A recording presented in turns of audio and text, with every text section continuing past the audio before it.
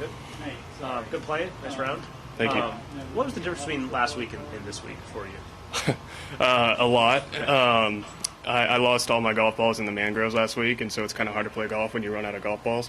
But yeah, this week, I've been struggling with my swing a little bit, and my swing coach came down, and he's actually on the bag, and so we've really grinded the past few days and try to figure out and diagnose some tendencies that have lingered in tournament competition. So there's a difference between hitting it well on the range and then going out in competition with different sight lines, and so I've had to make adjustments and figure out what's really going on, and I think we're moving in the right direction.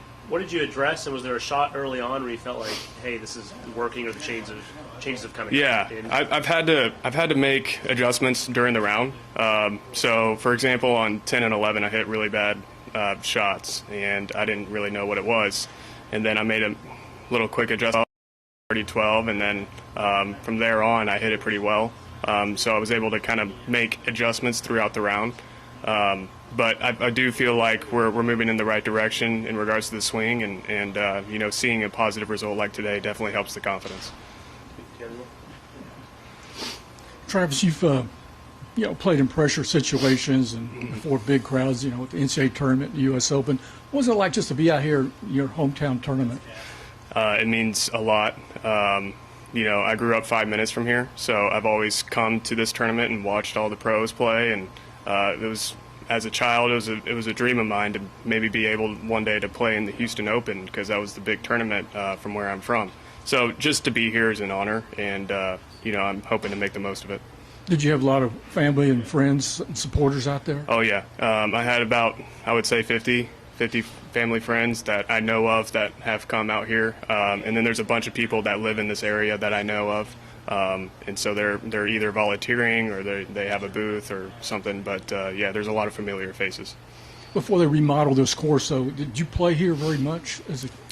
I did before the remodel, and once they remodeled it, the course is completely different. The old Houston Open course was pretty short and pretty gettable, and now it's a monster out there. There's long par fours, there's super undulating greens. They can make this place as hard as they would like. Okay, you got one more, finishing your senior year at Texas. How much are you chomping at the bit to come out and play this tour on a full-time basis? A lot, on the edge of my seat. Thankfully they've done a lot of great things for college players, specifically with this PGA Tour U deal. So I'm hoping to, play great here and finish off a strong collegiate season, and then maybe, get some Korn Ferry starts and then slowly try to make my way out here. Yeah, and I know your confidence has to be pretty high, because I know a lot of guys getting out of college, they haven't really played any big-time events and don't know where they really kind of stand, but you have a pretty good idea where your golf game is compared to other pros. Yes, I do. Yeah, I'm very thankful to be able to play, and I think this is my second PGA Tour event, and then I played the U.S. Open, so I kind of have an idea of what the pros do and kind of what it takes to get out here. And your game has to be sharp. You got to play well. These are the best guys in the world, best players in the world. So it's good to kind of put your game to the test in front of them, so that way you really know what you need to work on. Yeah, what do you think you need to work on? Well, I think there's a laundry list there. Specifically, chipping. I would say chipping and putting has always historically been my weakness, but the past, I would say, couple months, I just haven't been hitting it well, and so for my standards, and I think my swing coach and I were making some adjustments there, and so I was happy with the way that I hit it today, and that usually gives me confidence to other areas of my game. What's your best Houston Open memory as a fan?